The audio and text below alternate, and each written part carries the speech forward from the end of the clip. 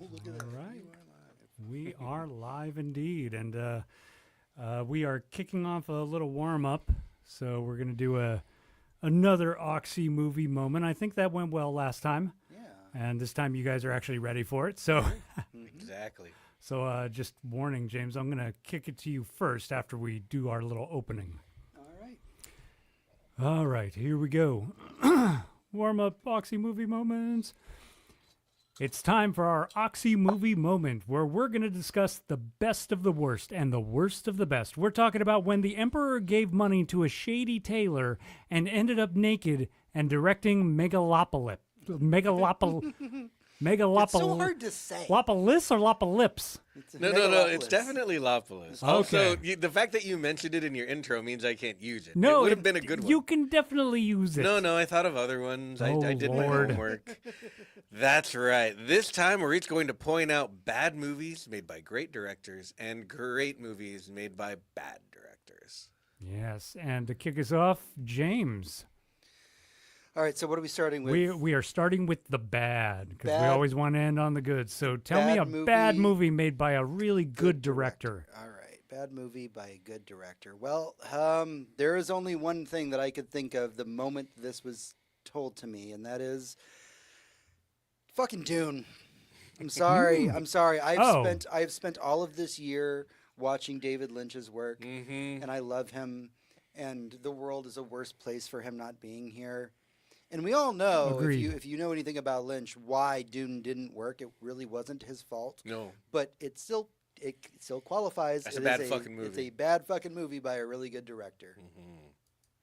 Yeah, that one. Oh. Yeah, I remember watching it as a kid, and I was. It's a like, what the spectacle. fuck? For those of Yeah. you who are fans of bad movies that tried hard, Yeah. that one is for you. Yeah, so I loved that kind of shit growing up. Anytime I could find like an old like TV play of Flash Gordon, like a rerun, I mean, or a something like He-Man, Masters of the Universe. And then it's like, oh, Dune seemed like one of those, Lynch's specifically. And I'm just trying so hard to watch it and understand anything at all that's happening. And like I'm probably 9 years old and I feel like my Oh, brain God. is falling Oh, I out. was really young when I saw it too. Yeah. Yeah, I had a really good friend of mine. He's the one that actually got me into Lord of the Rings and tried to get me into Dune. And Lord of the Rings, we vibed on and this is, by the way, before the live action movies. He showed me the animated movies of Lord Well, of the Rings. there's a couple good ones, yeah. So, but then he tried to show me Dune, and I tuned out. I couldn't do it. It just that's the history of me and Dune. So when we do this, does James give both of his movies, or do we No, both do just good? Then We do both the full bad? bad round, and then we want to end on a good note. All right. End on a high. So tell us, Hector. A bad movie Mm-hmm. by a good director. I'm Yes. gonna cheat a tiny bit Okay. because technically, this movie has two directors. I am going with Jupiter Ascending by the Wachowskis. Okay. The This Wolfman. is a movie where yes. Mila Kunis is the princess of the universe who actually cleans toilets on Earth for some reason, and her guardian, her bestowed upon her by all of the kingdoms and technology that space has to offer, is Channing Tatum, genetically morphed with a dog. Yep. There are some great That performances. man does some weird shit. Oh yeah, he'll do whatever the fuck. And honestly, if the Wachowskis came to me and said do anything, I wouldn't even care. I'd just do what they said. But especially then, this was they were coming off of Speed well, To be Racer. fair, they were coming off of Speed Racer. Yeah, that's true. But The Matrix before that, and The Matrix changed the world. So that was still something. But yeah, that movie by these absolutely visionary directors. It's fucking terrible, man. Burned so much cash. Yeah, they just I don't know if they were tired of making giant movies and they wanted to go back to the days of Bound or something, but this movie is so all over the place and makes no sense. And then the stakes don't seem that great. There's a lot of cool special effects, but that's literally the best thing I can say about the movie. I don't even I think the Eddie Redmayne's the only truly great performance in it, and he's trying too hard. And the rest is Mila Kunis, so you get what you pay for there. And Channing Tatum was a younger actor at the time. Yep. Yeah. John, what do you got? I am going to Mars. The mission to Mars, not the Val Kilmer one, not the There were like 3 Mars movies that came out. That was our deep impact. There was also like Ghosts in Mars Ghosts or of something. Mars, yeah. That was no. John Carpenter. Yeah, this was De Palma, Brian De Palma, Dang. who is super talented director. He did Carrie, Stephen King fans. He did First Mission Impossible. Blowout. Everybody who hears the name Brian De Palma has to run into the room and say, Blowout with John Travolta. Blowout, Criterion Edition. He did Mission to Mars. Tim Robbins, Connie Nielsen, Tim Meadows, just this all-star cast. Not Greg Kinnear. Anyways, doesn't matter.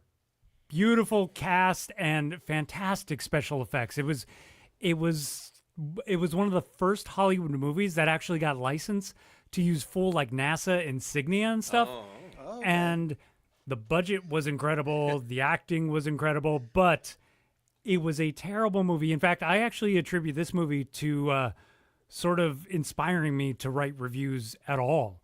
Because I saw this movie in theaters, and it was one of the first movies ever where my cousin was watching it with me. At the end of the movie, we stood up in the theater and we booed. Wow. Like, boo! Like, that's how hard That's it a sucked. bold move. Because it's a movie that starts and they end up in Mars, like right at the beginning, and then something bad happens, and we go back to Earth. Like, we lost contact. We need to make another mission to Mars. You're like, oh, God. Like, okay, I guess the movie is called Mission to Mars, not Mars. And then you wait another full hour and a half, and they're finally there, and the ending, and I won't tell specific spoilers, but I will give the vague spoiler of Ancient Aliens. It's Ancient Aliens. That's why we waited 2 hours to get to Ancient Aliens, a white supremacist conspiracy theory or whatever. Maybe I have seen this movie because John and I have had this conversation a few times where I start describing the wrong movie when he mentions the title. Gary Sinise, he's also in it. This one, I don't remember any actors, but I just got a flashback. Is the ancient alien like a giant face in the sand and it's like Yes. sucking things into it? Yes. I have seen this movie. I God. forgot about it so completely that what you just said jogged my memory to that one scene. I still remember Oh, nothing they about actually the make movie. Sidonia into an actual face. Yes. Because that's what that's called. The face on Mars is Sidonia. They do Right. that, and for the record, this movie also It looks brought like me. fucking Olmec. It brought me my lifelong love of Connie Nielsen, who is one of the most gorgeous people and talented actors on Earth. I think they should make the second Mr. Nobody called Mrs. Nobody, and she'd be amazing.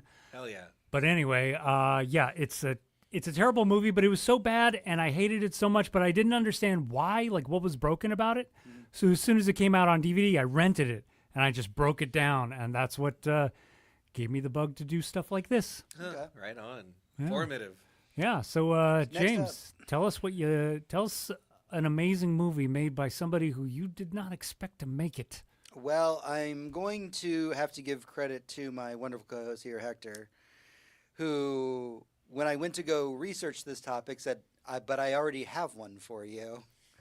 So when I think of a good movie by a bad director, and by the way, I just want to preface this with, I did watch almost all the Resident Evil movies. But Event Horizon is one of the greatest horror movies ever made. And for whatever reason, it's the one movie that Paul W.S. Anderson knocked out of the park that to this day we are still trying to find the director's cut because most of that footage got lost. He said there was like an additional amount of time in the movie that made it even more horrific. Yeah. Which if you've seen the movie, Jesus Yikes. Christ, yikes. Brutal. Yikes. Yeah. Sam Neill, holy shit, fucking Lawrence Fishburne, man. fucking Matrix, the cast. I remember you recently had me play the Dead Space remake. Yeah. And I got 20 minutes into it and I went, this is Event Horizon. They're like, It's yep. just Event Horizon, the game. Enjoy. So, yep, that's my pick. It is a great movie. Yeah, he even tried to recapture the magic with what was that terrible movie with Was it Mila Jovovich? who's the guy who just played Reagan? Reagan. The guy who played Reagan in a recent movie. Quaid, Dennis Quaid. Oh, yeah. He did some sci-fi movie with Dennis Quaid that was just trying to redo Event Horizon, yeah, and no. it was terrible. Yikes. Doesn't ring a bell. But if we're talking about incredible movies made by directors who do not make incredible movies, and I have to preface this with, this movie came out in a specific time, in a specific place, and on a very specific day that just managed to get everyone together and go, fuck yeah, the movies. That was Independence Day. Oh. Independence Day by Roland Emmerich, director of such movies as The Day After Tomorrow and 2012 and every other disaster movie that you don't know who directed it. It's pretty much since Independence Day. Yeah, I would say you could also slot in Stargate to this exact category. That's true, Is that absolutely. Roland Emmerich? I love Stargate. Yeah. God, Yeah. But Stargate's God, he's terrible. No, he's so awful, and he managed to make what was at the time like the best-selling movie ever. True. You know, he got Will Smith saying "Welcome to Earth." Welcome to Earth. That's right. We got memes. We got aliens. We got some very good special effects, especially for the time. Even now, they hold up pretty well. We got incredible performances and speeches out of just about everyone on the list. An underutilized Harry Connick Jr. Yeah. You know, we got our Jeff Goldblum, of course. Of course. And the White House. And the White House. Boom. In the White House, man. Like, what a fantastic ride. You can watch it every year on the 4th of July because that's Better than celebrating your country. absolutely. Yeah, well, I celebrate the Independence Day, the movie now. Yeah. Yeah, fuck this place. Yeah. But yeah, incredible movie by a director who very rarely makes movies that hit that hard. I wish aliens were real. Sorry, white supremacists.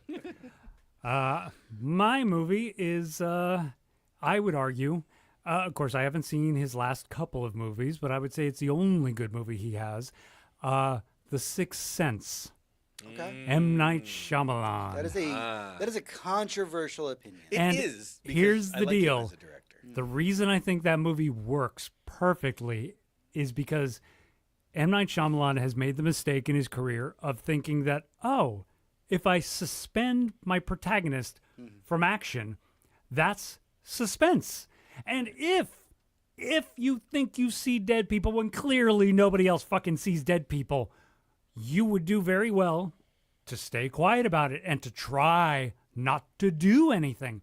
But if your planet is being invaded, or you think you might have superpowers, or any other film he's ever done, you would do something. You would take action and not keep looking at the screenplay begging to do something. And it worked perfectly. It had beautiful cinematography, as most of his films do. But I think that is the only one where his formula actually works. And that is why I think all of his other movies are bad. Okay. And I've heard every time a movie of his comes out, everybody says, the first thing I hear is, no, this one's actually kind of good. And then I wait 2 years, and nobody ever says that again about that movie because they've had time to rewatch it. But that is a beautiful movie, and I still cry when I see it, when he talks to his mom at the end. I really like Split. That's one I haven't seen. I do recommend. Yeah. Well, what's his name is fantastic. Unbreakable was fantastic. I'm sorry. Yeah. I like Unbreakable, but I understand where you're coming from with it. Split is very cool. And I wouldn't even recommend like the whole trilogy because I was a little disappointed in Glass, but Split was fucking cool. Yeah. I didn't watch it until years later when a bunch of friends said, no, I know it's a Shyamalan movie, but watch this one. Well, what's his name is amazing. Who's that Danny Boyle kid? McAvoy, yes. Professor X. Yeah. Well, thank you, John, for another great warm-up. And thank you all for putting up with this. It's our Oxy movie moment. Yeah. So we are now on to our regularly scheduled show. All right, let's do a show. Let's do it.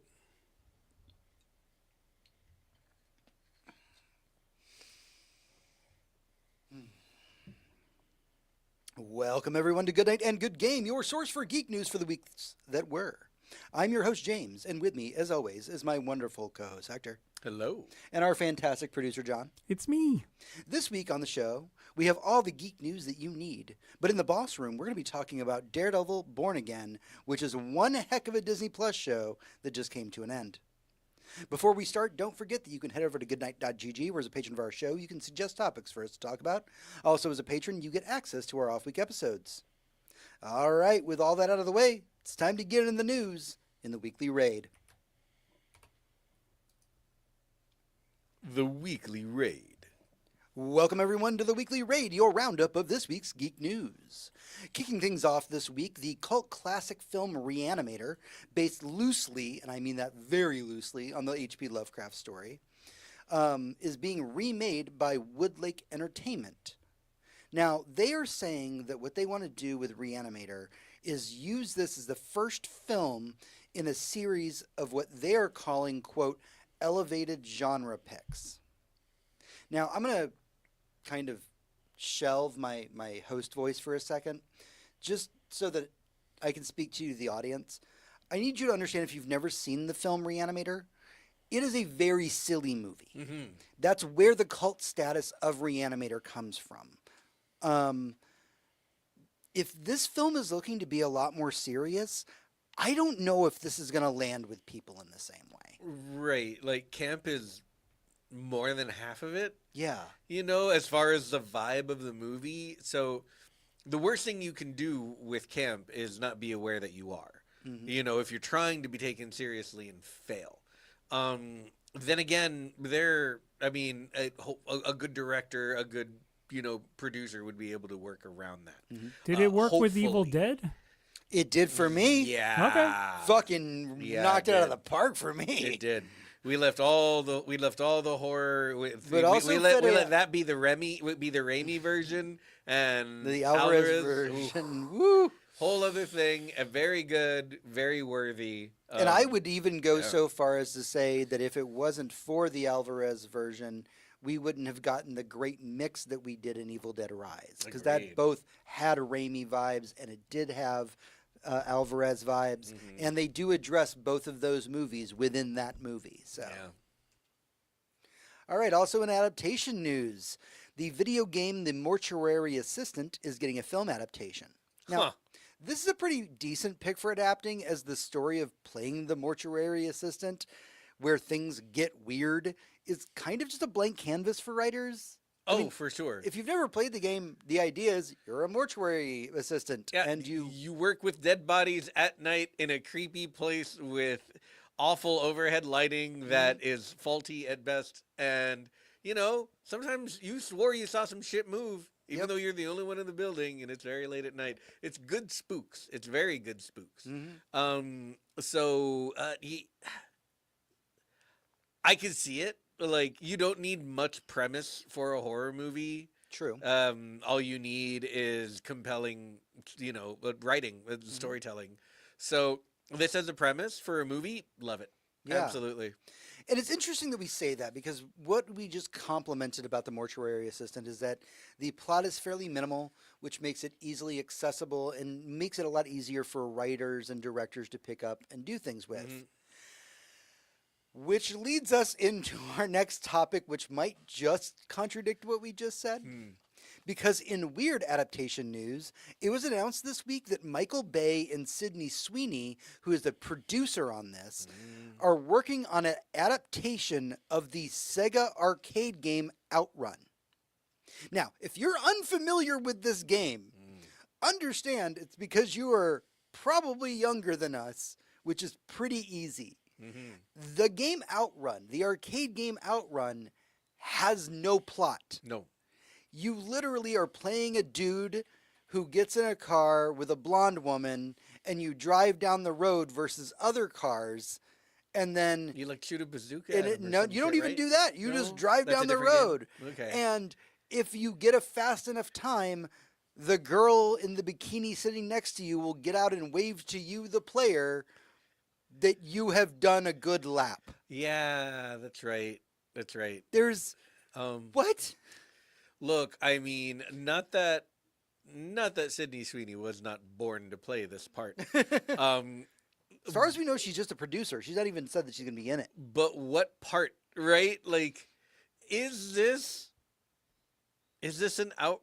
what could be okay? So I was just having this thought about the last news article, right? Could they not afford Cruisin' USA? No, that has licensed cars. Yeah, and there's shit, licensed man. music in Cruising USA. Yeah. So do you know why the mortuary's assistant works?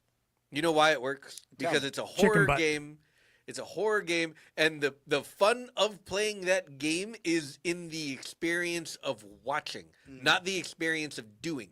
The experience of doing is walking over to shit and doing your normal job, and then things scare you. That's the fun part. Right.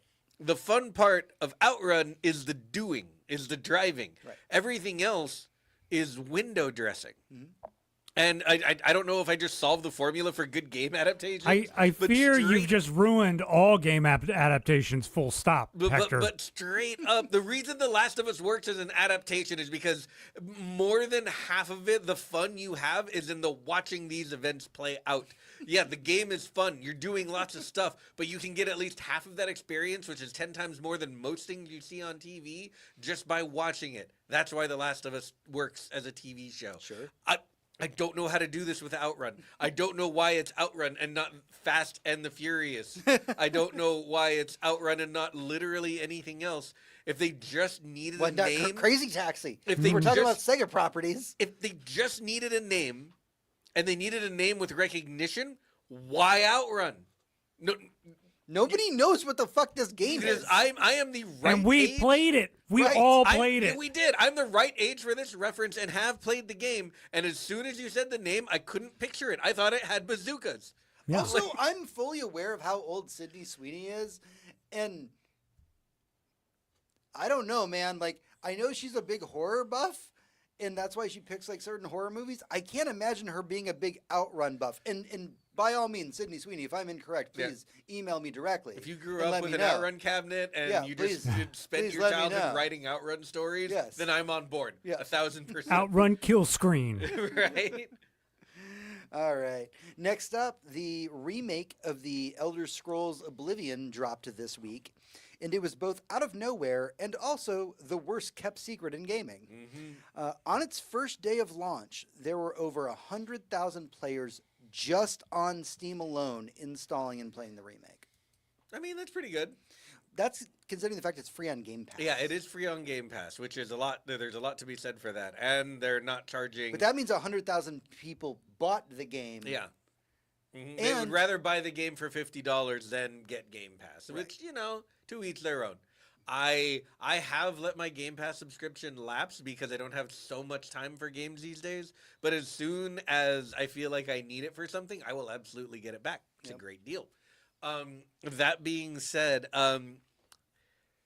okay, how come a studio inside of Bethesda can create Oblivion in Unreal Engine 5, Mhm. but we couldn't do Starfield or Elder Scrolls 6 that's coming out, that are all, as Those far are as all we Beth- know, Bethesda still engine. 100% on the creation engine that Bethesda has been using since before Morrowind, which is the bane of literally everyone's existence. The engine doesn't run right. It doesn't work right. It hasn't worked right forever. It's held together with duct tape and dreams. And yeah, it made their last game nigh unplayable for a lot of people. So why? And from what I understand, this is a UE 5 thing in that they redid all the visuals and literally just brought in the creation engine code. I didn't know you could do that. That's why all the old bugs and jank are still in this version of the game.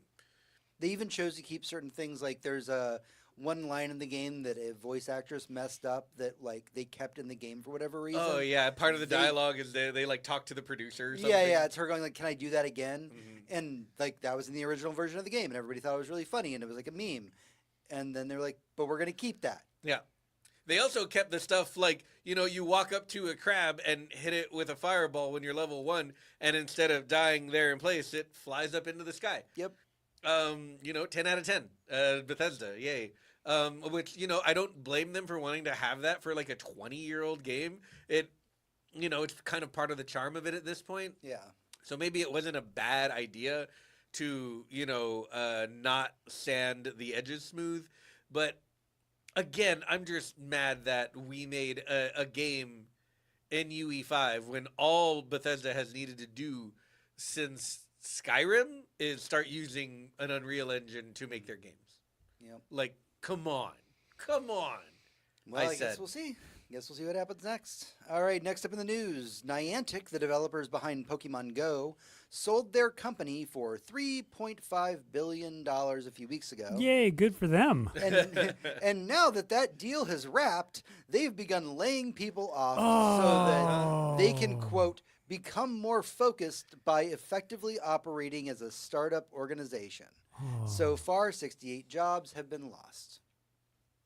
And it'll just keep going because now someone owns them who intends to or already is very public, and it just needs to keep making more money every year. A company just made $3.5 billion, an amount that I honestly can't even process in my brain. You know what I would do with that much money? Give most of it away. Yeah, probably. Yeah, because what the fuck am I going to do? What am I going to do with that shit? You know what I wouldn't do? Fire people. Right. Like at minimum right now, 68 lives completely changed. They were probably the ones that when they heard the business deal went through, they're like, oh, great, I'm going to get a payday because my company's been sold. Yay. And they were like, nope, you're fired so that the rest of us can get money. Yeah. Whole thing sucks. The situation sucks. A heads up for everyone, there was some news this week. I'm not sure it's in your news. I don't think it is because it's not the type of news we usually do. But apparently there are talks to take Discord public here very soon, which... Yep, that's been going on for a while. Get ready for that. Yep, the inshitification of everyone's favorite voice platform. Yep. I can go back to Mumble. I can go back to Ventrilo. Fuck y'all. TeamSpeak, baby. That's right. All right, let's go for some bad news to some good news. Matt Karsh, the CEO of Saber Interactive, and that's the studio, if you're unfamiliar, that brought you Space Marine 2, Fuck yes. donated $5 million to the University of Texas here in Austin for a new program called the Karsh Gaming Institute that will help expand UT's current game development department. Now, a quick aside, if you're unfamiliar with the University of Texas's gaming department, it's a pretty big deal here. Warren Spector, the guy who brought us Deus Ex and so many other really famous games, actually teaches there. I've honestly thought about going back to school just to go into their gaming program. But gaming is an underfunded thing, even though that we have over 200 game studios here in Austin. Yeah, and never mind that it's like the most profitable entertainment industry on earth. Right. Now, Matt Karsh donating $5 million and getting a new program revved up in his name is pretty cool. And we don't often say that about people with a lot of money. But oftentimes, like Hector, when you and I are talking politics, we would comment all the time, like, man, you remember when millionaires used to just go build a bridge and then they were really quiet and we were like, yay, they did something good for the society. Yeah, what a nice guy. Yeah, that's literally what's happening here. A dude who's worked in the industry this long, made a lot of money, said, here, UT, have $5 million, make more gamers, game studio people to be me. Like, that's what we should be doing. It's the bare minimum. Yeah. And very cool. And you know what? Whatever Saber Studios does next, I hope it's Space Marine 3. I will be buying that day one now. Yeah, more Space Marine. Yes, put it in my veins. Yeah, absolutely. So good. All right, so for our final bit of news this week, we're going to do a quick news roundup. So the Star Wars Celebration Tokyo is this week, and I stayed up way too late to watch it. So we're just going to go through some of the things that were announced. So, first up, the animated series Star Wars Vision is returning for Season 3 on October 29th of this year. Hell yeah, Visions. We're getting so much of that. We just got Black Mirror. We're getting another Visions. We got an announcement today that we're getting another Love, Death, and Robots soon. Yep. There's just a lot of great anthology shit going on right now. I'm here for it. Yeah, that one's pretty exciting. Like, I mean, honestly, Visions has been fantastic. And I don't know, man. Like, the fact that they're still doing it and they're giving the time and the space to the creatives to make really great episodes of it. Oh man, I'm so on board. Oh yeah. Let's see, what do we got next up? The film that is called The Mandalorian and Grogu will hit theaters May 22nd of 2026 and will be starring aside the Mandalorian and Grogu, Sigourney Weaver. Yeah. She is playing a pilot in this movie. And I mean, I was in before Sigourney Weaver, but now I'm in with Sigourney Weaver. All right, next up, Ahsoka is getting a second season, and they have alluded to the fact that we're going to be seeing a lot more of Anakin Skywalker in it. Okay, yep. You know what? Fucking sick. Yeah, it was everyone's favorite moment from the before thing. Yep. I'm into it. It's just Filoni continuing Rebels. So Yeah. yes. I have an aside here, and I do not have this in my script. One of the things that actually happened at the Star Wars Festival is they obviously had a lot of the actors and everything that have been working on projects. And one of the actors that showed up there was Manny Jacinto, who was in The Acolyte. And there's a weird opinion that seems to be going through online from what I've been reading that The Acolyte is going to end up as one of those Star Wars stories that maybe we weren't ready for it, but our kids will love it. To quote man. Michael J. Fox. Yeah, no, honestly, straight up, that show was good. I don't know why no one watched it or why their expectations were so high for a show on a streaming service that had very recently released kind of a stinker. White people. Yeah, but that show was fucking killer, man. Yeah. If we wanted some Jedi stuff, it wasn't too complicated. It was a bunch of sword swinging and cool Jedi and Sith stuff. Yep. So it was great. Yep. I enjoyed it. Bring it back. It definitely seems like one of those shows that could use to have a bit of a revival. And Manny was fantastic. Bring those guns What a back. fucking bad guy. Holy fuck. Go Jaguars, man. Not only did I love watching him work, but also like body goals. Holy Oh, shit. Made yeah. me want to hit the gym watching that Yikes. dude do that. Straight up. Let's see what else happened on Star Wars Day. There's a new film coming out called Star Wars Starfighter. It should be in 2026, I believe. It's going to star Ryan Gosling of all people. Okay.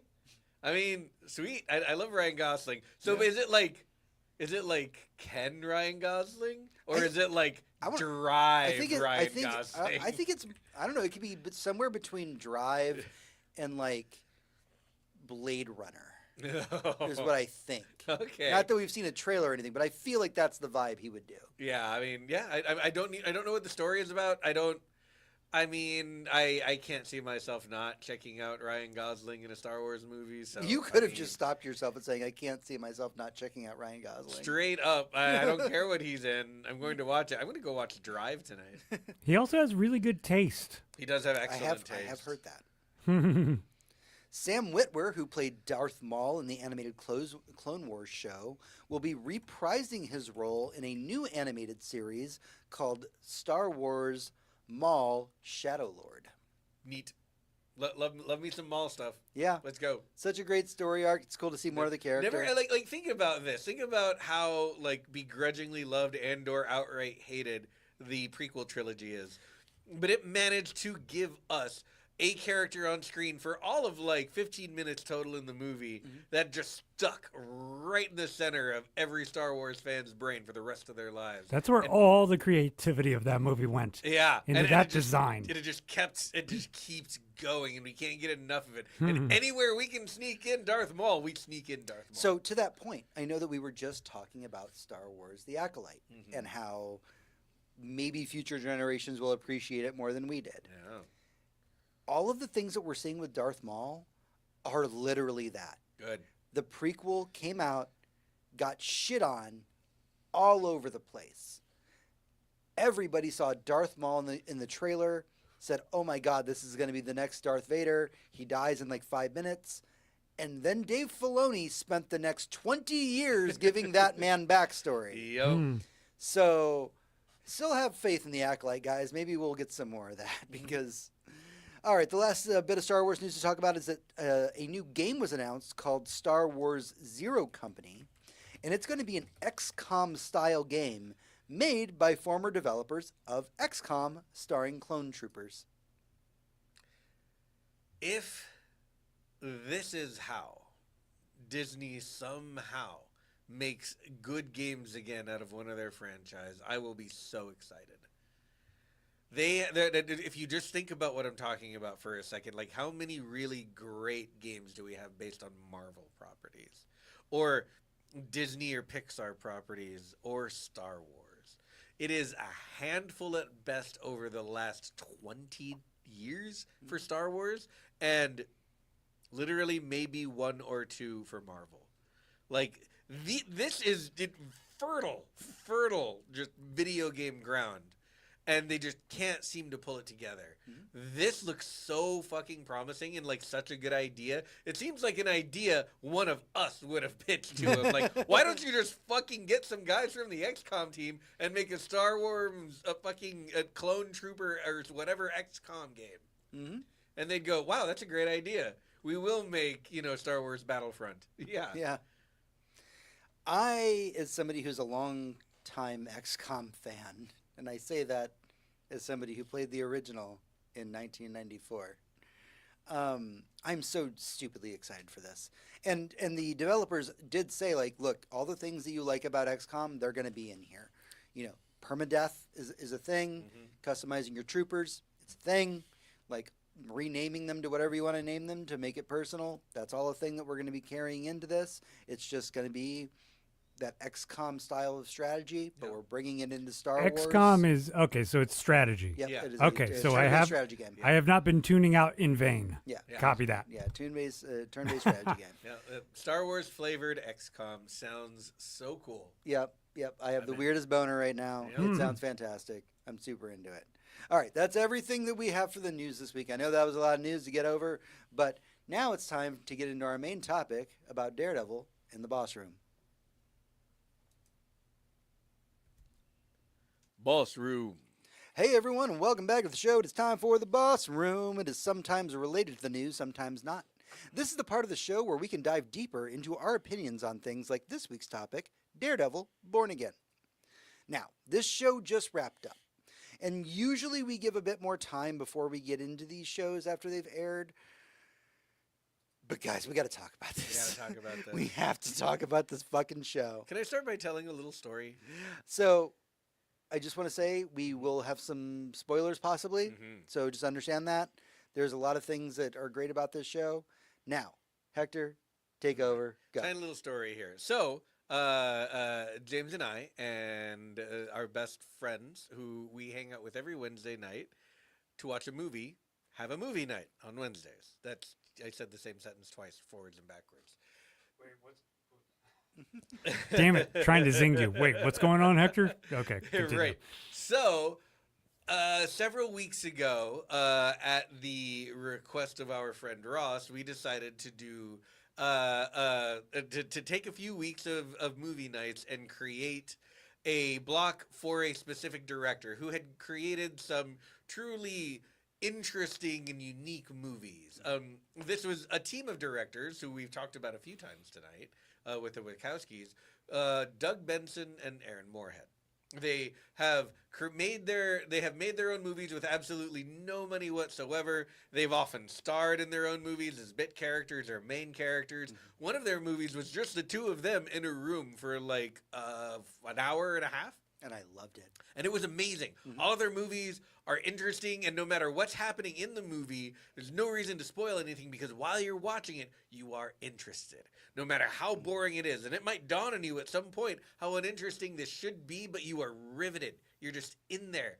And then there's a little mystery box and the credits roll, and you're like, huh, that was a great experience. They don't do horror, they do like horror adjacent. It's horror adjacent. It's creepy is what it Yeah. is. No matter what it is, it's creepy, and it's mostly creepy because you don't quite understand it. They do that very, very well. And it's easy for a lot of media these days to invoke like Cthulhu and the Great Beyond and the Endless Void and all that stuff. But this does it with such subtlety and without ever naming a thing and just being like, here's some weird fucking shit that happened. It's phenomenal. We watched all of their movies, we got through the list, and all of a sudden we see the news. Guess who took over filming the new season of Daredevil? For Disney Plus, Doug Benson and Aaron Moorhead. And the most fascinating part about that, as I dug a little bit deeper into it, is this is not their first time working in Marvel. No, Actually, no. Benson and Moorhead worked on Moon Knight, Yeah. a critically acclaimed, very beloved Marvel property. Super great show. Loved Which, every if you minute know of anything it. about them, really fits their movie style because yeah. they're into weird. Mhm. They're into really weird. One of the last movies that we just got done watching of theirs was filmed during COVID. And honestly, if you hadn't told me that it was filmed during COVID, I wouldn't know because it felt like I was watching a stage play be translated to screen. Mhm. Minimal sets, mostly talking. Yeah. I overuse this analogy a lot, very like Waiting for Godot, or just about Glenn two- Gary, Glenn Ross. you Lots know, of people yeah. talking in rooms. Yep. And when I heard that they were taking over the project for Daredevil Born Again, it kind of blew my mind because we were in the middle of this movie marathon. I Yeah. never knew who these people were. And suddenly I've woken up out of the matrix and realized they've been working on so many things that I've loved and will be loving in the future. And tiny correction, it's Justin Benson. Justin Benson, Benson. It's yes. not Doug Benson. Doug Benson's a comedian. You're right. All I'm right. so sorry, Thank Justin. you so much for fact checking. Yes, thank Anytime. you for that. Really do appreciate that. But it is Aaron? It's Justin and yes, you were correct about Okay, Aaron. Double okay, A great. Ron Moorhead. Okay, great. All right, so lots to talk about when it comes to Daredevil Born Again. I want to start with something negative real quick because there's a lot of positive to talk about. And you hear me say that, like, oh no, he's going to shit all over this. No, I'm not going to shit all over the series, actually. What I'm going to shit on is the people who have been reviewing the series. I apologize for what I'm about to say, Internet, but there's this issue that I have, and I'm a person who watches a lot of YouTube. I watch a lot of video essays. It's kind of how I spend my free time while I'm drunk or high. And the problem that has popped up recently that is not indicative of just Daredevil Born Again, but of the internet as a whole, is that the phrase reshoots has become a dirty word. Right? Now, if you don't know anything about Hollywood, you'll hear the word reshoots and the way that people talk about it online, and you'll think, oh my God, the project has failed. They had to do reshoots. Hector, you know more about the movie industry than anybody that I know. And I say that as the fact that John has lived in LA. and I do have something to say about Yeah. reshoots, but continue. But you know that reshoots are not a bad thing. In fact, they're very common. So here's the thing about reshoots is movies usually, especially at this level, especially when there's a lot of money involved, there's a fucking schedule. Everything you're doing is incredibly expensive and you have dozens, maybe hundreds of people on site doing their jobs, being paid by the hour, and you have exactly this much time to get a shot. And you know what? For whatever reason, I don't know if it's windy that day or we realized someone was wearing the wrong colored contacts or the wrong jacket or had the wrong wig on. We fucked it up. We can't get it. We're not doing this again tomorrow. We have a schedule. So no matter what happens, and things always happen because, the best way to make God laugh is to make a plan. You decide that, and is included in the budget for most movies, especially at this level. Same with TV shows, reshoot time, where you can slowly slot things in where it's like, man, we didn't get this on this day. We're going to have to move it to the back end of our schedule and try it again. Yeah. And that's all it is. It's not like, oh, they didn't know what the fuck they were doing and they had to figure it out later, like some people seem to be labeling it as. It is one of the lines that a line producer will point to and be like, how much budget do we have for this line Yep. of reshoots? Because, and I fought with the producer who brought me out here, I fought with him tooth and nail about this, that reshoots are a feature, not a bug. They are Absolutely. They are what real studios have to do all the time, and why you're allergic to them. But then he fired the entire staff, and now he has AI cameras, Right. which is hilarious. I love it.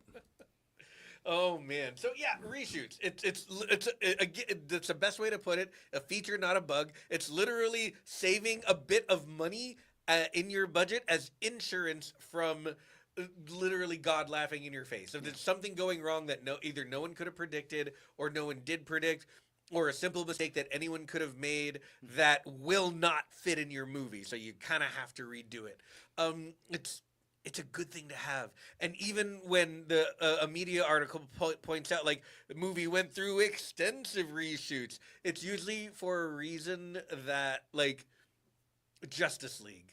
Justice League, once Zack Snyder was off of it because of a personal tragedy, went through major reshoots. Why? Because Joss Whedon doesn't know how to make a Zack Snyder movie. He knows how to make a Joss Whedon movie. So he calls everyone back, treats them like shit, makes the worst cut of any movie everyone's ever seen, takes his name off the project, and leaves.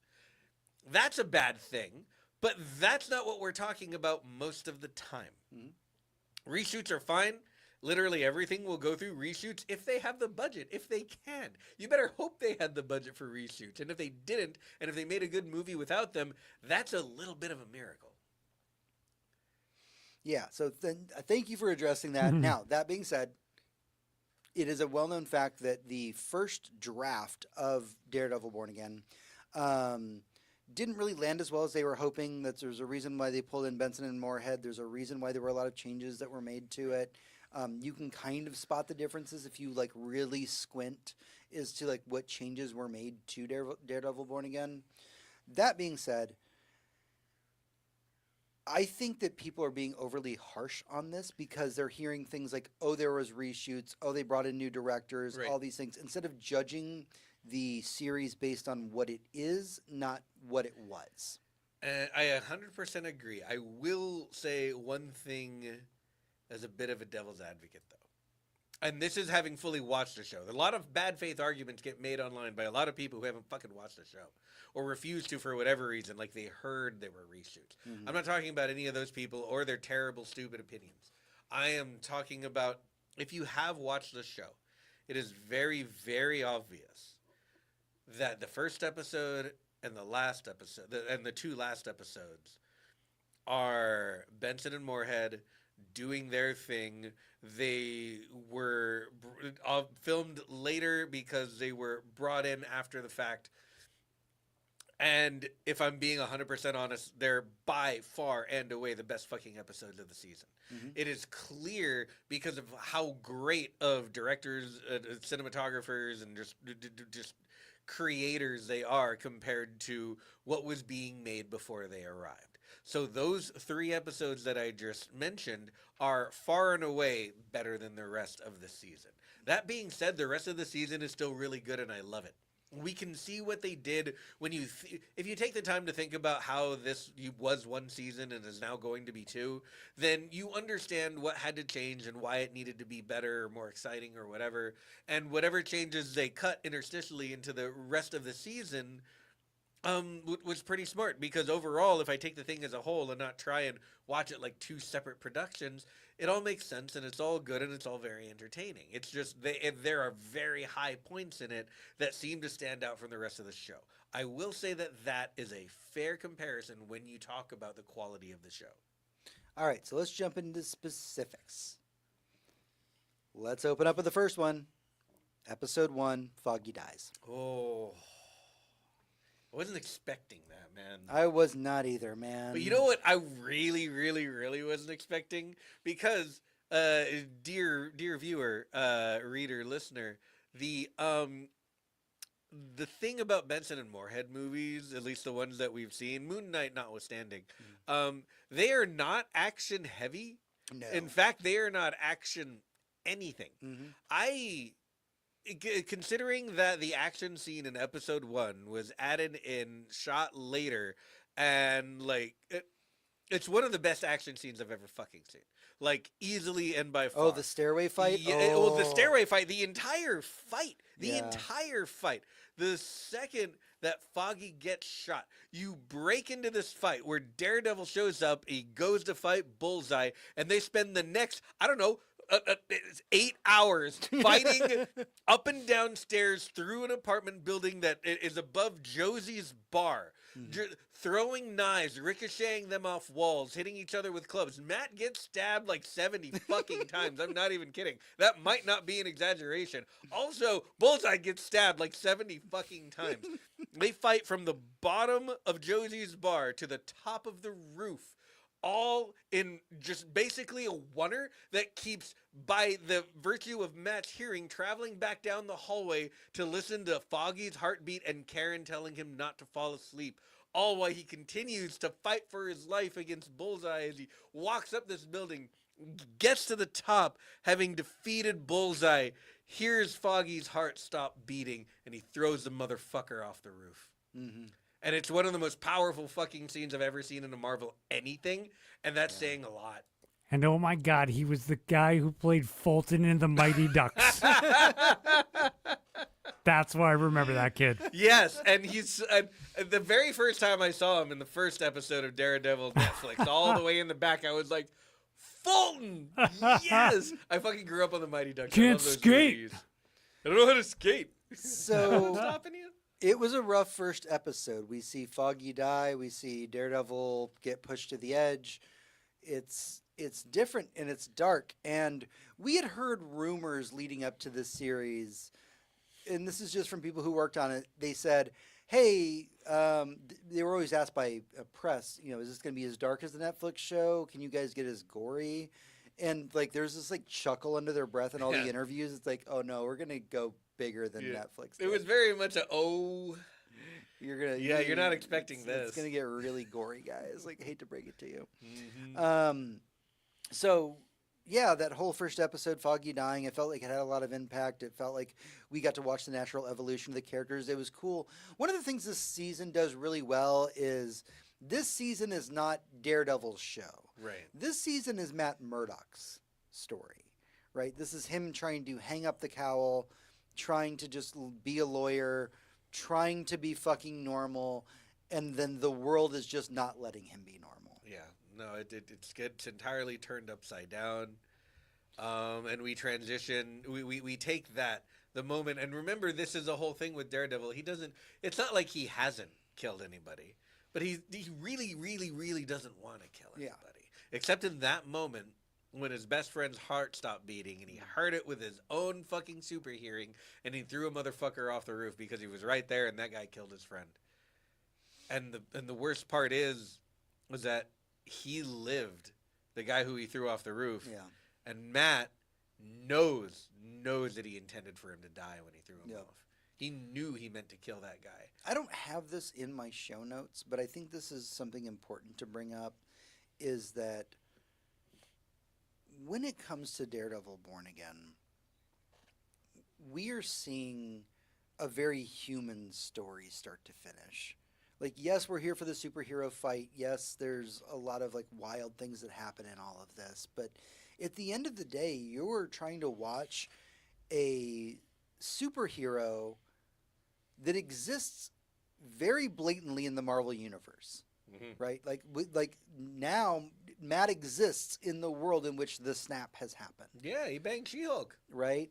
And so to re-enter his world and see him try to get away from that, being a vigilante, trying not to engage the way that he had before, there's a lot of pressure there, right? We've entered an era in which the Kingpin has taken over the city.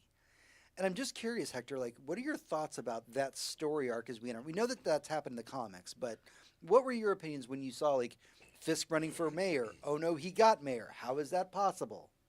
There is a really, really fantastic slow progression to the Kingpin story in the entire season. This is why I don't call the content in the middle of the season, the one that wasn't directly shot by Benson and Moorhead, inferior, because they've done so much with Fisk. Right at the beginning, it's not even that he has all these sinister plans. I mean, he has one sinister plan for sure, but it's not that he's trying to hurt the city. Everything that he said about the city, about trying to make it better, he means it. He doesn't want the people of the city to be in a bad place. He talks, when he talks to people about whatever crimes he wants to commit as mayor, as, look, I made some blue-collar millionaires overnight, and we got shit done. And you know what? When I hear shit like that, I'm like, that's not a bad thing. That's a good thing. There's a seduction to the plot played so incredibly well by Vincent D'Onofrio of Fisk, and the evolution of him being in power and going from well-meaning but firm-handed all the way to full-on this is my city now cartoon fascist. And it's a very smooth fucking progression. You understand how this criminal, this person who went away to prison and then went away and disappeared completely, comes back and becomes mayor. And you know what? That doesn't shock me. I live here. That's where I'm at right now. That's Welcome But to it al- America, baby. It also sounds like you're describing a character in a musical. Yeah, That's too. when I I became just want villain. to your point about Kingpin, though.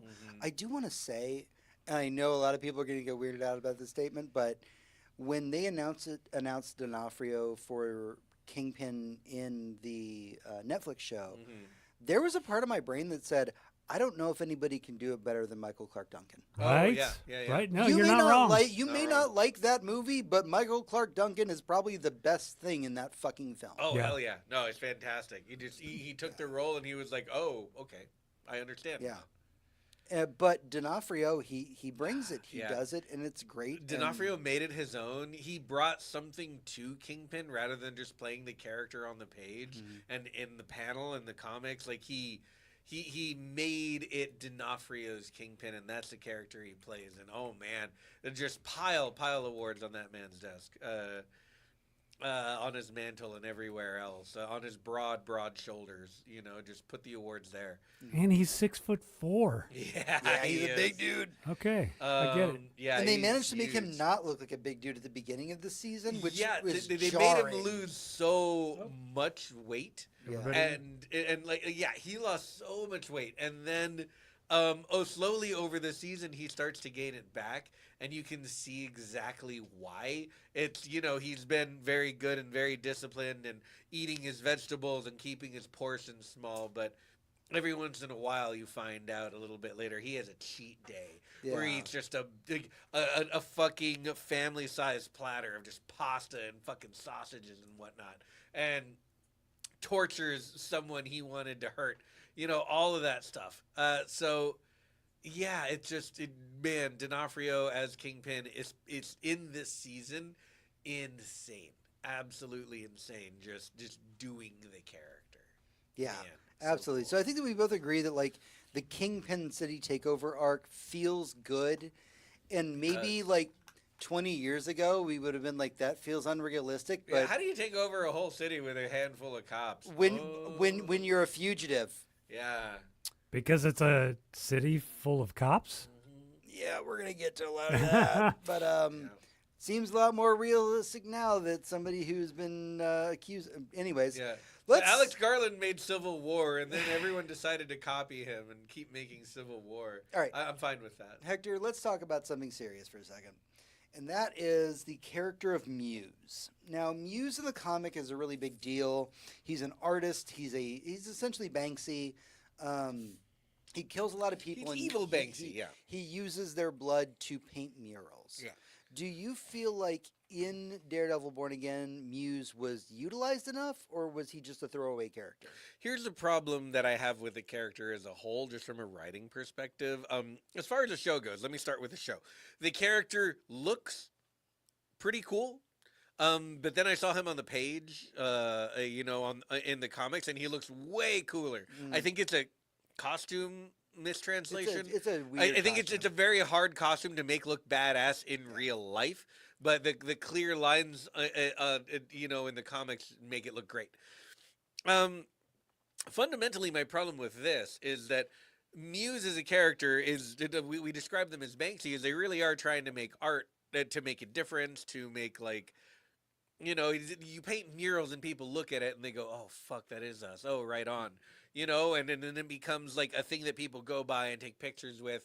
And people notice his art around town, and I believe it's very pro-vigilante. You know, and when you're like, oh yeah, right on, and then they're like, oh no, wait, he's a serial killer. He's making murals out of people's blood, and it's like, wait, well, is he a serial killer or an activist? Mhm. And if he's pro vigilante, does he think he's one, or does he know he's a serial killer? And in the show, they don't really flesh him out that way. They make him a person who is going to therapy because they are truly and wildly insane. And I disagree with a lot of that too, because one, that's not why most people go to therapy, and two, therapists would pick up on that a lot sooner than our character therapist did.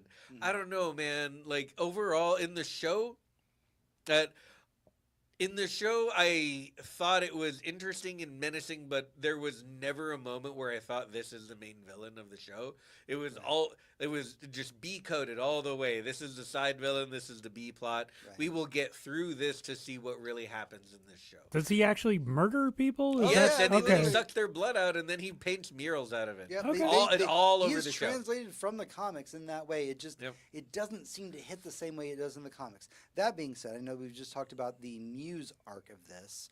How do you feel about the Punisher arc of Daredevil Born Again? Oh man, so the Punisher, and from what I understand, he was an addition. He was going to show up in the second season, not the first, and then they were like, "No, well, we're gonna need to throw some of this in right now. Now that we're reshaping this into 2 seasons."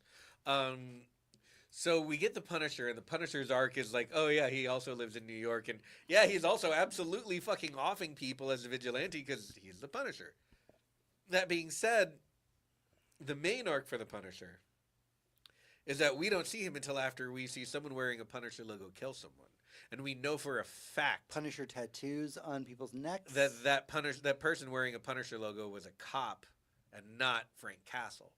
And then we see, shell casings with Punisher logos and neck tattoos and wrist tattoos with thin blue line. I mean, Punisher tattoos. They I mean, literally showed the thin blue line on the Punisher skull. At one Yep, point. yeah, just right there together. Right here on someone's neck, like a big old swastika, or here on someone's wrist, or whatever else sign of the beast shit you want to do when you get your tattoos. But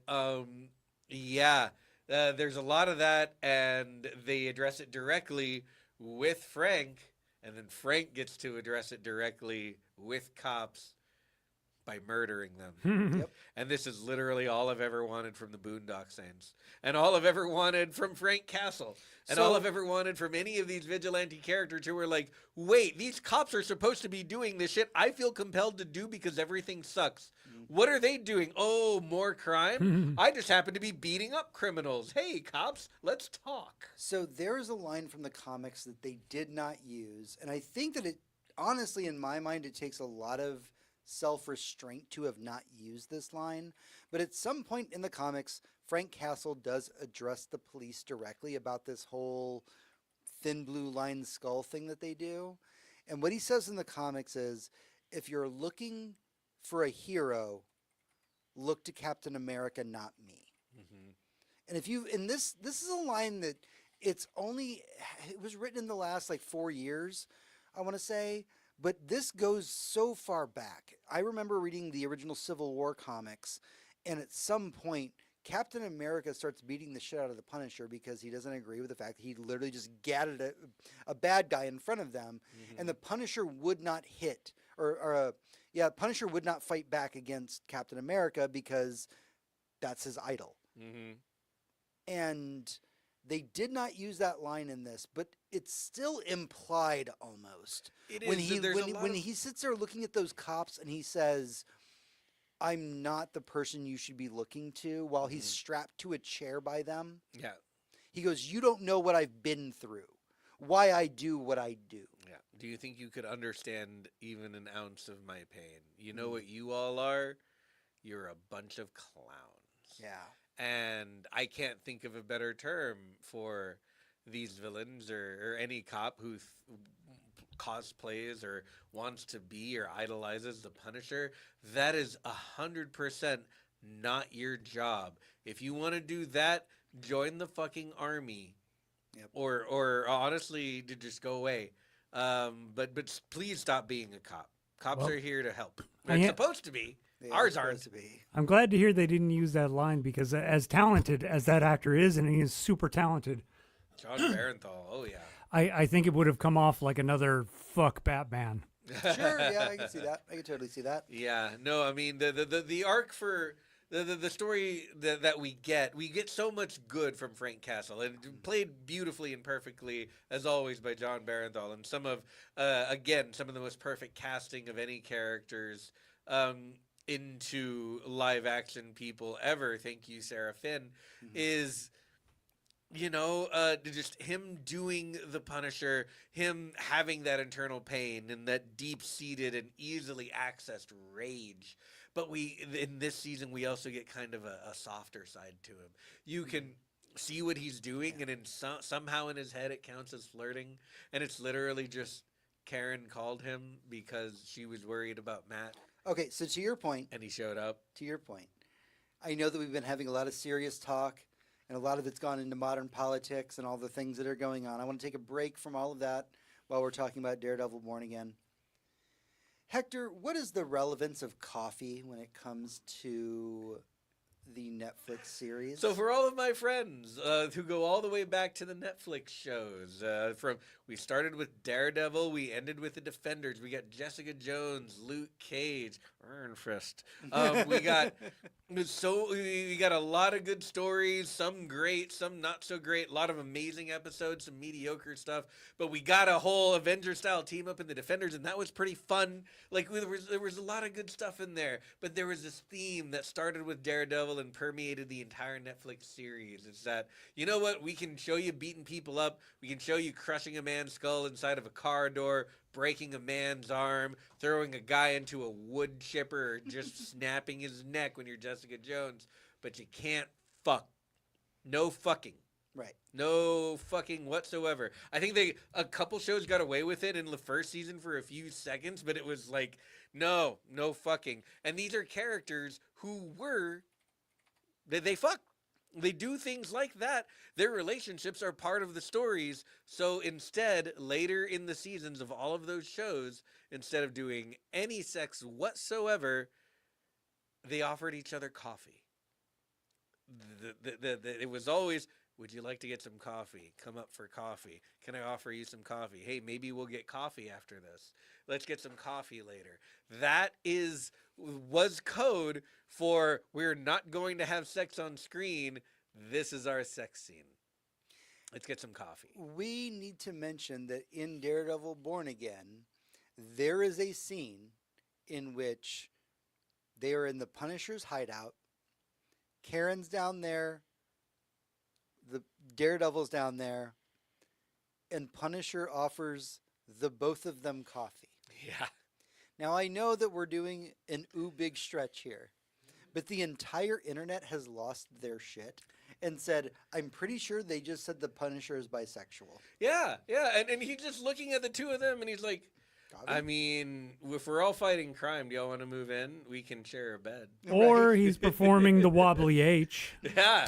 Oh, absolutely. That's the the In old... my head canon now, Frank Castle's bisexual. I'm sorry. Tunnel Sure. buddies. Yeah, whatever. Like, yeah, absolutely. Yeah, F buddies with benefits and all of that. Yeah, all of it. So that was just one of those more like the sillier points to bring up. Let's talk a little bit about Bullseye. So this is the second time we've seen Bullseye. He was originally at the end of the Netflix series. Now he's rolled into the Disney Plus series for Daredevil. We have still not seen him in his costume. No, we get some interesting stuff when it comes to him. But we don't see him okay, like let's be super real. It's hard enough to make Daredevil look cool in his costume. Like it's a good costume, but it'll never look as cool as it does on the page. I just don't think his costume is going to translate. It is 99 million times worse for the Bullseye. Bullseye's costume is hilarious to look at outside of the context that it's in a comic book. If you take one panel and take the art and say that's Bullseye, your average 5-year-old is going to be like, I could beat that guy up. His costume is ridiculous. It's got a bullseye on it, like a Frenchman doing colonial warfare in Africa or something. It's an actual bull. This is where you aim. And I get the idea is that he never misses and he's Bullseye, but why would you draw a target on yourself? I don't think we'll ever get a really good costume for him, and I'm fine with that. It's a silly logo. So let's talk about his story arc, though. Oh, his story arc. Oh, man. Here's another character that most of the season that we see him in is in the Benson and Moorhead episodes. But he is cut interstitially into the season very well. And we get this beautiful arc of someone who is brought out of jail to commit a crime, then immediately put back in jail, and then abused and hurt by the system over and over again, in order to do exactly what the kingpin and his wife want him to do. And over the course of the whole thing, there's this treatment of him like he should be being treated better by the system, by all the people who relied on him and asked him to do jobs, and all he is a killer to them. I'm not going to try and break the fourth wall here, but John, you could just blow up that fight scene so all of our people watching at home right now can see how good this is. No, absolutely. I'm sorry, Salem got in the way as always. But yeah, the entire thing is just the arc for this guy, and this is the closest we ever get to his costume. And dear listener on screen, it's basically a blue balaclava on a blue suit, because he wears a blue suit with a white bullseye on the forehead. His arc is one of like a sustained madness. So there's this constant buzzing whenever he feels like the bad thoughts creeping in or the violence coming on in any of his scenes. It's very cool. It's very well done. It's an actual arc for the villain who we start off thinking was murdered and then just gets to go through a whole arc. And we'll probably see more of him later. Yeah. Definitely see more of him later. I'm actually, you know what? I know that you said that it might look stupid. I have faith that they could probably translate his costume to screen. I think they could make it cool, but it's got to be like a Bryan Singer's X-Men thing where he's just in a lot of leather or something. Yeah. I don't know how you make a superhero costume out of a blue guy with a white bullseye out his head and be like, isn't this guy fucking cool, or isn't this villain threatening? I don't know, man. Like, they said they couldn't make Spawn work, and like... That's true. I just keep thinking of cool. Jake going to a party with a target painted on his face and literally getting shot in the head with an arrow. Yep. All right, so let's get into our overall thoughts about Daredevil Born Again. Like, just your breakdown as you think about it in retrospect. We know that this is the first part of 2, right? We got left off on the big cliffhanger for it. But having watched all these episodes, are we back? Are we not? Oh my God, we're so fucking back. Let me talk to you about some Marvel specifically. I won't go into Star Wars or other Disney Plus stuff. Marvel Disney Plus stuff specifically. We have had a handful of bangers. We have also had an overflowing handful of stinkers, and some that stank so bad that I hope I forget everything about them. Secret Wars, but this. Oh, Secret Invasion. Secret Invasion, I'm sorry. Secret Wars is an upcoming Avengers movie who we will see how that works. I don't know. We don't have any mainline movies right now, so I don't know. All we have is Thunderbolts. Thunderbolts around the corner. And Captain America a few months ago. But what we had in this show was a show that they were like, let's film a season of it. And they got most of the way through it. And they're like, yeah, oh, fuck, this isn't working. This isn't working. Let's hire some prestige directors who are very good, who we can get kind of cheap because they usually don't make millions upon $100 million productions. And let's get their eye and their vision, and let's see what they can do with this script and the story and these actors and this writing. And Benson and Moorhead came in, and they, from what we understand, I don't know the entire timeline, so I could be incorrect about some of this, but they took one season and they asked to make it 2, and they reshot a bunch of stuff and insert-shotted a bunch of stuff that they filmed themselves, including 3 episodes of the season, to try and get it all to make sense and flow correctly and epically into 2 seasons without ending the season on a note that was like, oh, we were just waiting for the good part. The next season's a good part. This season was a good part. And I can't wait for the next season because it looks like it's going to be a fucking riot. But I think we're very much Benson fucking and Moorhead back. have complete control over what's happening in the second part of the season. Yeah, and so we're very much fucking back in that not only did they fix whatever was wrong that could have made Daredevil mediocre or even bad or even just kind of good instead of fucking great, And they're going to carry that into the second season with even more greatness. Sometimes when you hire an auteur director to work in a system like this, you get the Eternals.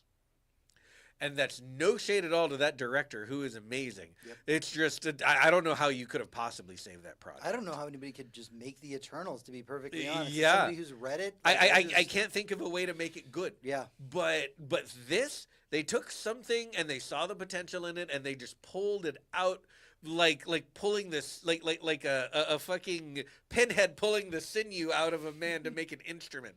They just made it fucking sing a song to you, and they took all the parts and just crafted it into something beautiful, and it's only going to get better based on the rest that they add to it. And can I just say, chef's kiss to producers convincing the studio that, ooh, this is actually going to take 2 years. Yeah. Yeah. Yeah, this is gonna fill Yeah. my schedule for the next couple of seasons. hmm And you know what? Marvel is probably like, oh, cool, we can knock something we weren't sure of off of next year's schedule and give that more time. Mhm.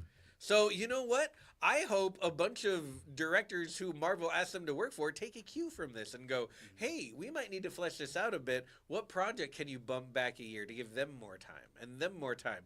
Is this like the director working at Marvel version of paying it forward? Mhm. Right? It's just like, I can make all your projects better because I need to make mine better. Like, let's do that. We're in an industry where they can't stop talking about overworked everyone, from like from obviously CG artists and animators and, you know, just people having to churn out project after project after project, year after year, because that's what it takes to keep the MCU going, and just give everyone a little more time. Think about how much better all of the MCU is because we gave it so much time and had a whole year that was just Daredevil. Yep. You know, we're starting to get good stuff again, and I don't know, I feel like we're on the right track. I do. I think we are too. Also, Moon Knight season 2 when? Please, Moon Knight season 2 in my face. I agree with you. I mean, are we so fucking back? I think we are. And I'm a little biased. I was a Marvel kid growing up. I read a lot of these comics growing up. So I still get excited for Marvel properties. I do try and give Marvel properties, when it comes to the TV shows or movies, the benefit of the doubt. That being said, I realize it has been a rough ride. I think Daredevil has been fantastic.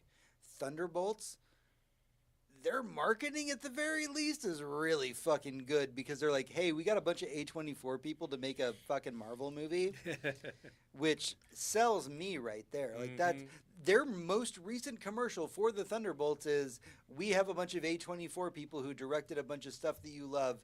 They made this one about a bunch of misfits. Yep. Fucking sign me up. Yep, I'm in. We're right around the corner from the Fantastic Four, Oh yeah, which Oh, yeah. looks, I have no other way to put it than it looks fantastic. it does looks look really great. fantastic. I even if I didn't already have tickets, I would buy some right now, because I saw Pedro Pascal show up at the premiere in a trans rights shirt in the UK. Yeah. Good for him. Man, I love that man so much. So much. Like, I would kiss him on his face. Yeah, like and he's that. Mr. Fantastic in And real he life is and in Mr. the movie. Right? Yeah. Like, he is the internet's daddy, Mhm. and we accept that. I think that this is not a conversation about Marvel specifically, but if this is the direction that Marvel is starting to move in, I am starting to get excited again. You know, honestly, Spider-Man Far From Home or whatever the fuck it was too much after Endgame happened. Yeah, Like, yeah. it was like the ride since 2 Endgame months, has and been rocky. It's at been best. tiring because we Yeah. spent 11 years so locked into these characters. And Wait, loving which them so one? much. Was it the one where all the Spider-Men came back? No, we're talking about the one one before right that. after Endgame. Oh, where yes. he's just mad that where he's sad that Tony Stark. Jake Yeah. Jake Gyllenhaal. Yep, that Yeah, one. the one with Yes. Jake Gyllenhaal. Yes, And so, as Mysterio. like, I think a lot of us, even though that we love these things and we go and we watch them, I mean, fuck, we go to every weekend, right? We have Yeah. we have opening weekends Thunderbolt tickets. Oh yeah, absolutely. We'll be there Saturday morning. And even us who are these fans have gone, man, it's starting to fucking grate a little bit. Mhm. And what we just saw with Daredevil, what we are potentially seeing with Thunderbolts, I think we are course correcting. And it's like you said, Marvel kind of took a year off. We didn't give any movies for a year. All we got was Deadpool. We got it figured out. And I think that's important. And I don't want to get too deep into this hole, but we are on the cusp of introducing the X-Men. And I think that them having the time to step back and rethink the universe and how they're going to address it is going to be so vitally important to what happens next. And honestly, my final thoughts on this whole thing is we just need to get past this fucking multiverse saga. We just got to fucking get through this because nobody likes it. No. Like nobody's having fun here. Dude, when indie movies are making better multiverse movies than Marvel, like, it's time to Bro, we had swap it everything up. all at once, and like Yeah, that that's was, like, all I 2 need. years That's ago. all I need. Like Yeah. that's fine. That's perfect. So that's everything that we had to say about Daredevil. Please let us know your opinion about Daredevil Born Again. It was fantastic to us, but we're not done yet because we have a little bit more left in the tank as we get into what we've been up to this week in the epilogue. Epilogue. All right, it's time to dive into what we've been up to this week, what we've been playing, what we've been watching, what has been occupying our free time, and more specifically, what has been making us happy. John, have you done anything this week? Yes, several things, but I'm going to isolate it down to one. Of course, I've been playing Borderlands 3, more DLC, which I've been having a grand old time of because they just throw all the money and loot at you, so you can just max out all your stats. You don't have to be self-conscious about like, ooh, I don't want to die again because I don't want to lose money because I'm saving up for whatever. It's all spent. Yeah. But I wanted to mention, I brought up Adventure Time earlier, and I know you guys, have both of you guys seen Adventure Time? I have not. I think you should. And for the record, and I say this not just to you guys, but me and a friend who actually worked at SpaceX, my rocket scientist friend, Ben Seepser, we both sat down to watch Adventure Time, and we watched the pilot, and we were like, this sucks. This is garbage. And we turned it off, never went back. Then I met my now wife, who was like, ooh, no, you really need to watch it. If you want to participate in me and my kids' zeitgeist, you got to watch it. And I did, and I loved it. And so for anyone out there who wants more, the comic book, it is 1-for-1. Writing and visually, it is just a continuation, or it's just more, and you don't have to make compromises. Like, I read the Rick and Morty comic book, and like, okay, they kind of get it. No, Adventure Time, it's 1-for-1, just as good. And so I've been reading through that, and the brilliant thing about Adventure Time is it has a way of putting things in such a simple, mundane, hey, this is just us telling a story to a kid. But if you're an adult, like, all of a sudden you're in tears. Because you're like this silly old man explaining to this dog and kid, like, oh, I just keep forgetting things. And that's why I've never seen the show, but the one thing that I am the most familiar with, and it's definitely because Hector's quoted a bunch, but it's the sucking at something is the first step to being good at it. Yes. And like that has sat with me. And even though I've never seen it, like that quote is chef's kiss. Yeah, And also, it's an like, incredibly quotable show, especially when it comes to kids and like the stuff you can tell kids that will just like bring them out. Yeah.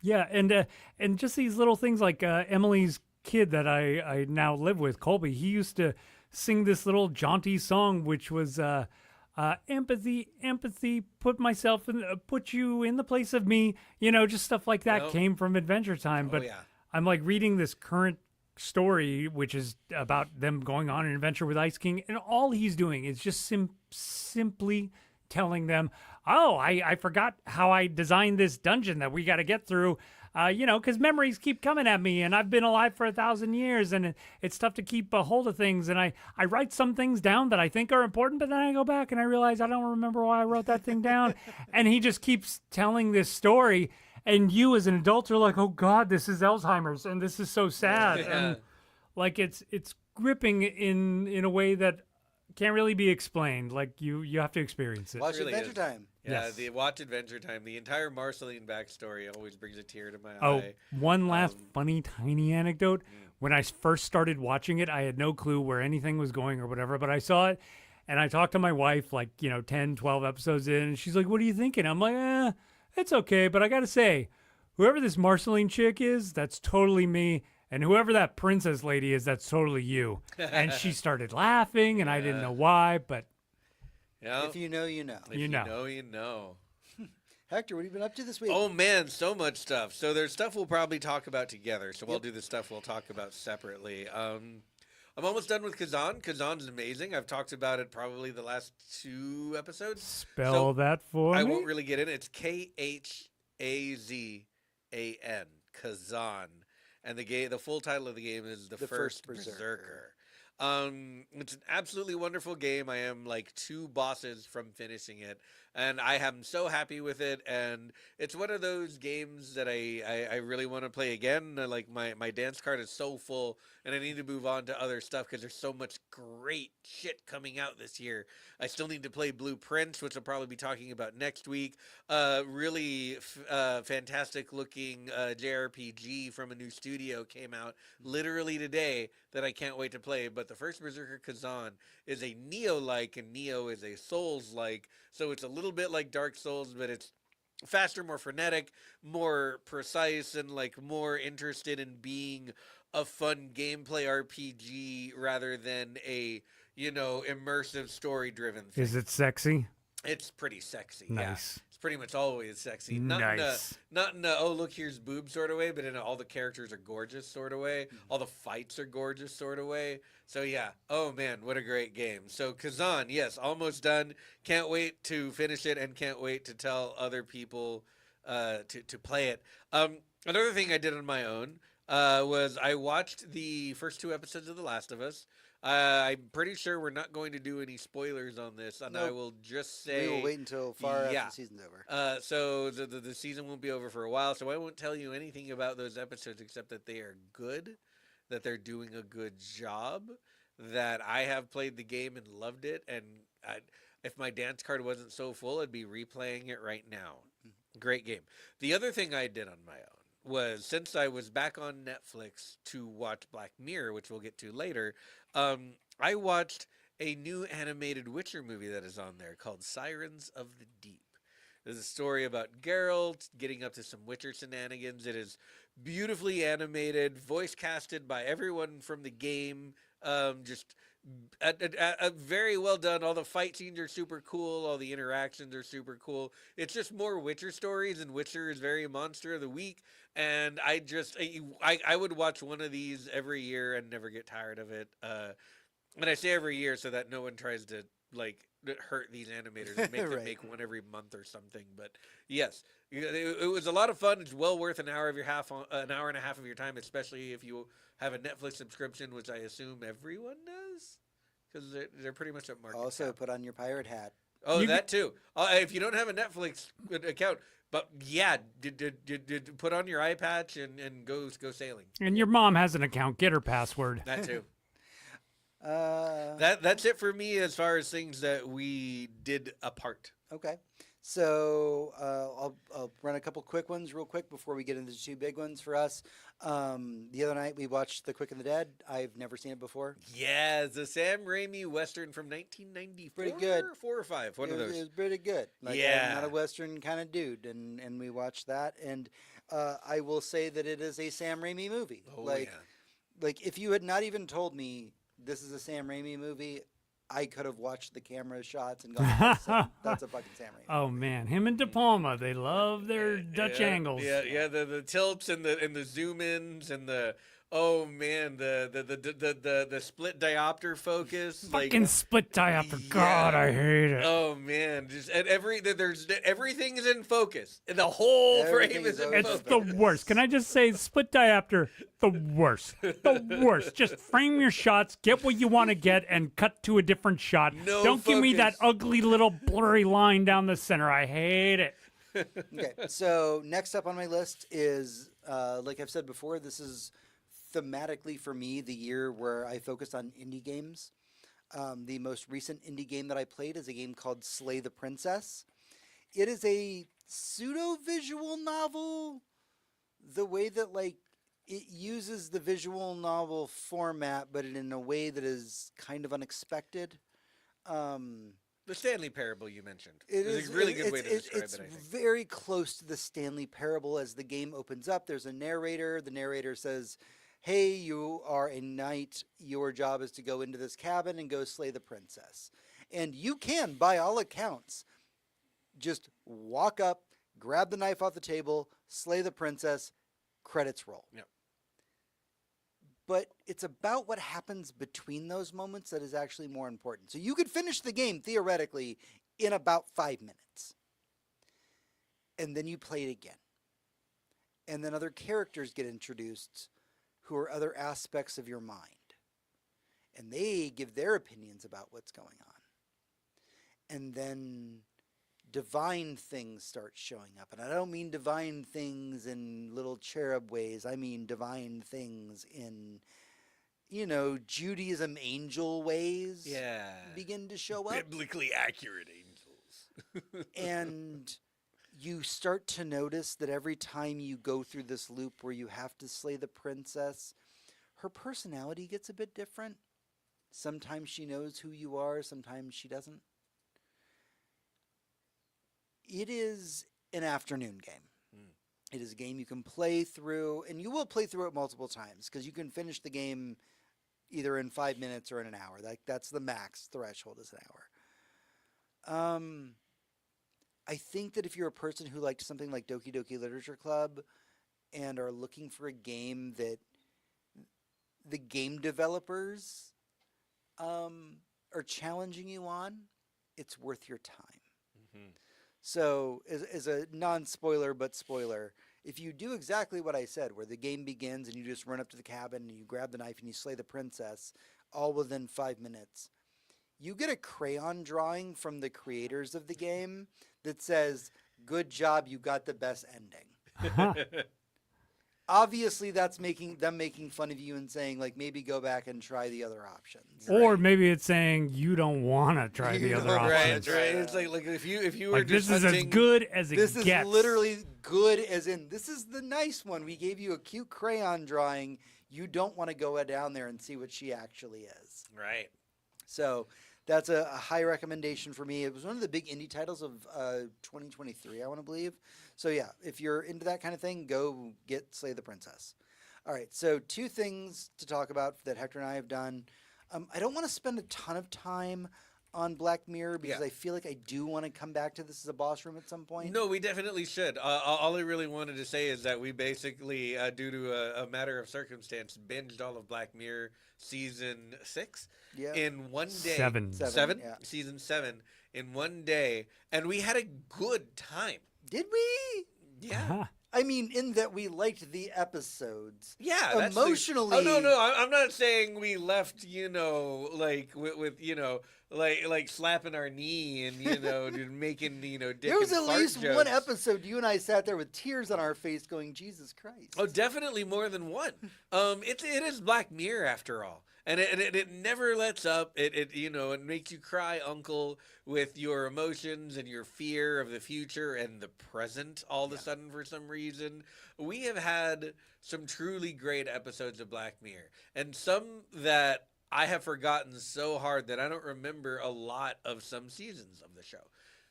This season, because the last couple were, I don't know, maybe they were trying to be a little too funny, or they got a little bit too much of their own formula in their Or too much heads. Rashida Jones was writing. Yeah, that too. But this season was not, wall to wall San Junipero, but they did have those moments.